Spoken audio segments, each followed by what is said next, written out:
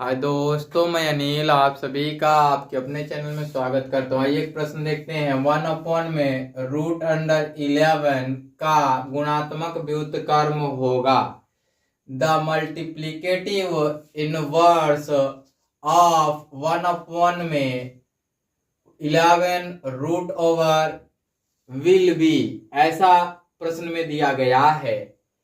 और मैं आपको बताऊं, गुणात्मक प्रतिलोम को आप 6वीं और 7वीं और 8वीं कक्षा में, 9वीं कक्षा में भी कह ले तो आपने गुणात्मक प्रतिलोम पढ़ा होगा। इसका दूसरा नाम गुणात्मक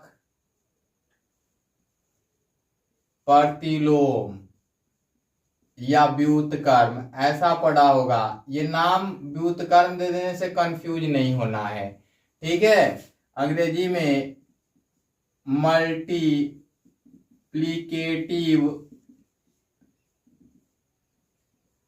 इनवर्स ऐसा दिया गया है। प्लिकेटिव इनवर्स ऐसा दिया गया है। तो आपको मैं बताऊं कि इसके अगर उत्तर लिखने हो तो ए ऑप्शन सही हो जाएंगे। क्यों सही होंगे, ऐसा क्यों, है ना? तो why it's answer will be √11, ऐसा क्यों होगा, ये पूछा हुआ है। तो आइए हम देख लेते हैं, इसको हम बनाते हैं। हमने लिखा सॉल्यूशंस, देख रहे हैं ना ग्रीन कलर, गिवन दिया है 1/, में 11 √, का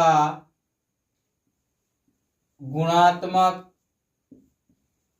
प्रतिलोम व्युत्क्रम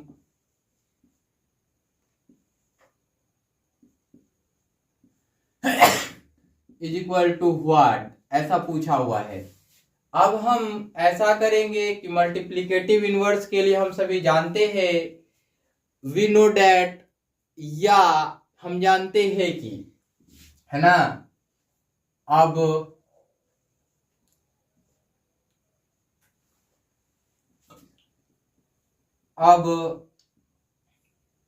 हम जानते हैं कि, या वी नो डैट, हम जानते हैं कि क्या, कोई भी संख्या हो तो संख्या और गुणा उसी संख्या का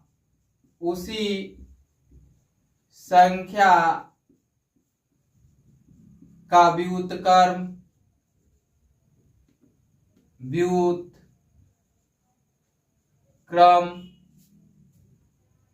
बराबर 1, ये होता है गुणात्मक प्रतिलोम।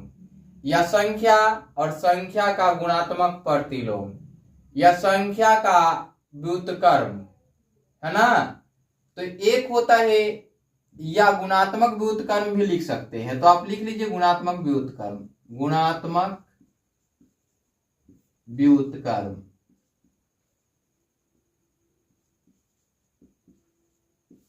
बराबर 1। यहां संख्या क्या दिया गया है, 1/, में √11, और that numbers मल्टीप्लिकेटिव इनवर्स, तो उसी संख्या का गुणात्मक व्युत्क्रम बराबर 1।